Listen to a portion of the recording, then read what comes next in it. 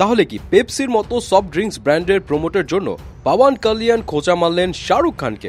এদিকে সুরিয়ার গাঙ্গুবা কি তাহলে এবার অ্যাকশনের দিক থেকে ছাড়িয়ে যাবে পুষ্পা আর কেজিএফ এর মতো সিনেমাকেও? কেন, কি কারণে, সেটাও বলছি। ফাইনালি থাকছে প্রশান্ত নীলের সিনেমার জন্য জুনিয়র এনটিআর কি এত সময় ওয়েট করবে? এখন কেন ওয়েট করবে আর কেনই বা এই কথা উঠলো, সবই জানাচ্ছি গসিপসে। প্রথমে আসি পাওয়ান কালিয়ানের কাছে।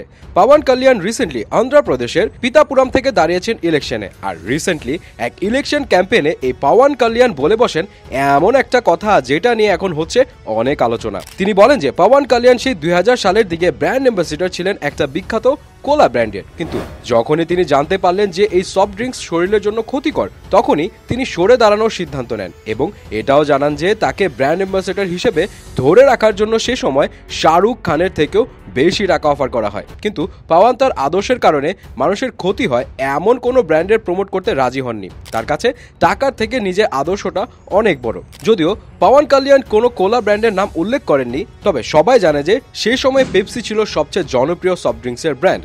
আর পাওয়ানের কথা শুনে অনেকেই বলছে তাহলে কি পাওয়ান কালিয়ান খোঁচা মারলেন শাহরুখ খানকে? তিনি কি বোঝাতে চাইলেন যে টাকার জন্য সবকিছু করতে পারেন শাহরুখ? কোনো ভালো মন্দ বিচার করেন না সে? এসআরকে ফ্যান্সরাও আবার অনেকে খেপেছে পাওয়ানের উপর।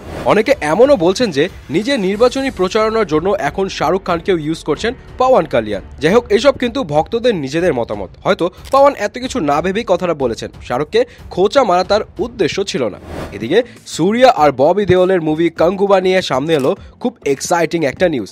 আপকামিং যে মুভিগুলো নিয়ে অনেক বেশি হাইপ চলছে তার মধ্যে গাঙ্গুবা শুরুর দিকে আছে, আর ডিরেক্টর শিবাও একদম সব উজাড় করে দিয়েছেন। আর এজন্যই ফিল্মের বাজেটও বিশাল, পুরো 350 কোটি রুপি। বিভিন্ন মিডিয়া রিপোর্টস থেকে জানা গিয়েছে যে একদম ফাটাফাটি লেভেলের থ্রিলিং অ্যাকশন থাকবে গাঙ্গুবাতে। আর এজন্য হলিউড থেকে আনা হয়েছে অ্যাকশন স্পেশালিস্ট, আর পুরো 1000 বছরের একটা টাইমলাইন দেখানো হবে এই মুভিতে, মানে 1000 বছর আগের ঘটনা আর বর্তমান সময়। আর এই দুইটা আলাদা আলাদা টাইমলাইনও অনেক যত্ন করে শুট করা হয়েছে যাতে কোনোটাই দেখতে বেখাপ্পা মনে না হয়। আর সুরিয়া আর ববির মধ্যে যে একটা আত্মা কাঁপানো ব্রুটাল ফাইট সিন থাকছে এটা তো টিজারে পরিষ্কারই হয়েছিল। এখন অনেকেই বলছে যে গাঙ্গুবাকে শেষ পর্যন্ত পুষ্পা আর কেজিএফ কেও হার বানাবে, কারণ মুভির শুটিং এর real location, thrilling fight scene, তার মধ্যে সুরিয়া আর ববি দেওলের সবকিছু মিলে ছাড়খাড় করে ফেলবে সেটা তো বোঝাই যাচ্ছে। এদিকে বছরের শেষেই গাঙ্গুবা মুক্তি পাওয়ার কথা, দেখা যাক শেষ পর্যন্ত কি হয়।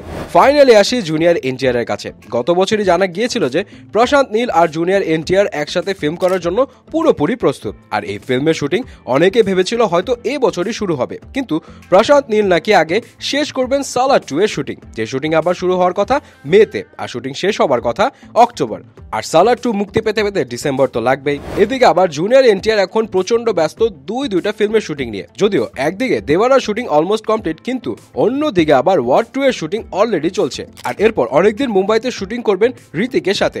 সো সব মিলে জুনিয়র এনটিআর ফ্রি হবেন সেপ্টেম্বরে। তো এখন যদি প্রশান্তের সাথে নতুন ফিল্ম শুরু করতে হয় তাহলে অন্তত 6 মাস অপেক্ষা করতে হবে RRR সুপারস্টারকে, কারণ সালার 2 এর মুক্তির পর আবার এনটিআর এর ফিল্মের প্রি প্রোডাকশনের জন্য প্রশান্ত নীলের লাগবে আরো 2 মাস। এখন একটা কথা তো সবাই জানে যে জুনিয়র এনটিআর আর প্রশান্ত নীলের বন্ধুত্ব খুবই গভীর, আর প্রশান্তের স্ক্রিপ্টও খুব পছন্দ হয়েছে জুনিয়র এনটিআর এর। কিন্তু কথা হলো 6 মাসের এই লম্বা সময় কি জুনিয়র এনটিআর অপেক্ষা করবেন প্রশান্তের জন্য, নাকি অন্য কোনো ফিল্মের কাজ শুরু করে দেবেন? এখন আপনাদের কি মনে হয় জানাতে ভুলবেন না কিন্তু।